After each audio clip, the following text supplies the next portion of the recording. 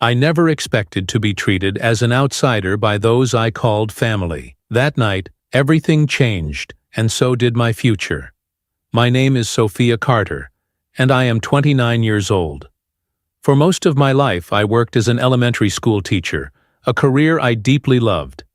However, after getting married to my husband, Daniel, I chose to leave my job to focus on our home life. Daniel, a paramedic, often worked long hours, and I wanted to ensure that when he came home, he could return to a place filled with warmth and care. Daniel and I lived in a quiet suburb of Greenridge, a peaceful town with charming neighborhoods and a strong sense of community. His family had always been close-knit, or at least that was what I had believed when we first married. His mother, Carol, was a kind woman who treated me like her own daughter. Having grown up without a mother, since my parents divorced when I was very young, I cherished my relationship with her. It gave me a glimpse of what a mother's love could have been like. However, Daniel's sister, Victoria, never seemed to welcome me in the same way. She had a sharp tongue and an even sharper temper. From the moment we met, she made it clear that she did not consider me part of the family. When Daniel's father passed away, the family dynamic shifted dramatically. Carol, who had relied on her husband for companionship, was left feeling lonely. Seeing this, I suggested to Daniel that we invite her to live with us, hoping to ease her pain. But Victoria was vehemently against it. She insisted that their mother belonged in the family home and that she would take care of her. Despite Victoria's claims, it quickly became apparent that she was more interested in having Carol as a live-in babysitter than as a loved and valued family member. Victoria had a young son, Noah, and rather than spending time with him, she relied on Carol to take on all the responsibilities of childcare. During my visits, I often found Carol exhausted, buried under household chores and childcare duties, while Victoria and her husband, Ryan, were away at work. Whenever I stopped by, Carol would smile warmly and insist she was fine, but the weariness in her eyes told another story. I tried to help where I could, tidying up, cooking meals, and keeping Noah entertained, but my presence only seemed to irritate Victoria. One afternoon, Carol hesitantly asked me for a favor. She explained that Noah's daycare was having a parent observation day, and that every child's mother would be attending. Victoria had refused to take time off work, and Carol feared Noah would feel left out. She asked if I could go instead. Understanding how much this meant to Carol, I readily agreed. The next day, as I arrived at Noah's daycare, he was thrilled to see me. His excitement warmed my heart, and I spent the morning engaging with him and watching his joy unfold. On our way home, he clung to my hand, saying he wished I could stay longer. It was clear that the child yearned for affection and attention that his mother rarely provided. Back at Victoria's house, I decided to prepare a simple meal before leaving. Noah requested a hamburger, and I made sure to cook one without eggs due to his allergy.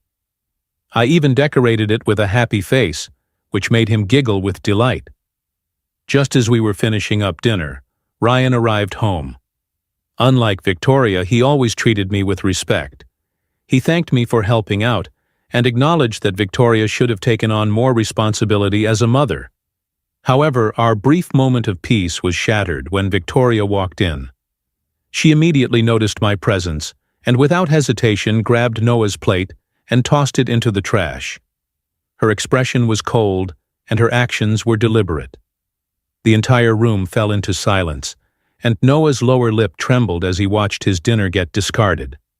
Ryan confronted her, but Victoria dismissed his words, asserting her dominance over the household. I quickly gathered my belongings and left, my heart heavy with disappointment. That night, when I recounted the incident to Daniel, he was livid, ready to call his sister and confront her. But I stopped him. I didn't want to create more tension. Instead, I chose to distance myself, avoiding Victoria's home for weeks. Then, out of the blue, Victoria called. Her tone was as curt as ever as she informed me that Noah's birthday party was the following week. She demanded that Daniel and I attend and, of course, bring a present. I was taken aback by her sudden invitation, But knowing how much Noah meant to me, I convinced Daniel that we should go. On the day of the party, Noah was ecstatic to see us. He ran to show Victoria the gift we had brought, a toy set he had been eyeing for months. But Victoria merely scoffed, belittling our choice, implying that we should have spent more money. Her words stung, but before I could react, Noah spoke up. He beamed with joy, declaring that it was exactly what he wanted. As the party progressed, I began noticing subtle exclusions. When the food arrived, I saw that only 5 sushi sets had been ordered.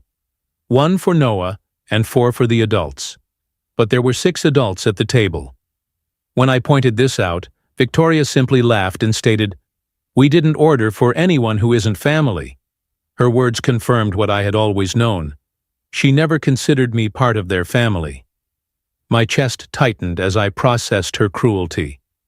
Daniel, noticing my distress, reached for my hand. Without hesitation, he stood and announced that we were leaving. As we walked away, my emotions overwhelmed me. But just as we stepped outside, something unexpected happened. Moments after our departure, chaos erupted inside the house. Victoria had collapsed, clutching her stomach in pain.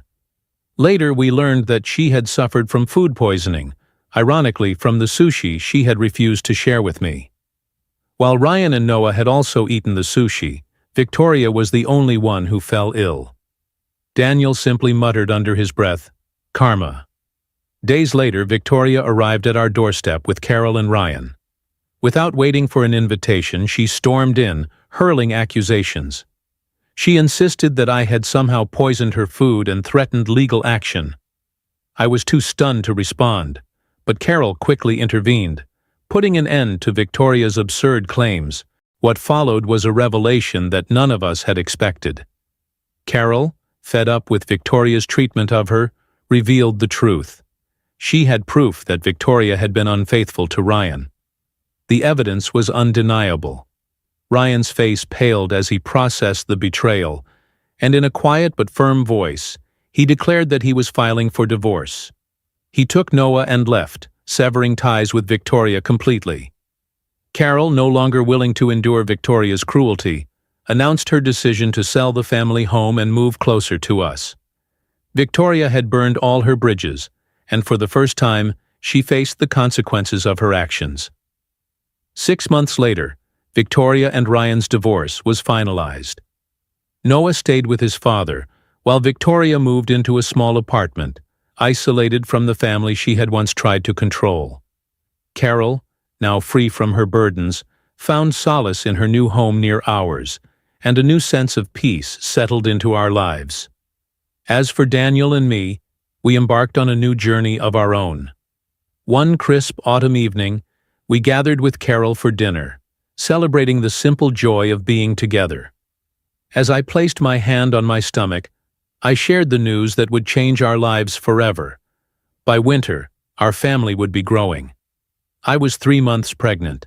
Carol's eyes welled with tears, and Daniel pulled me into an embrace, his expression filled with love and excitement.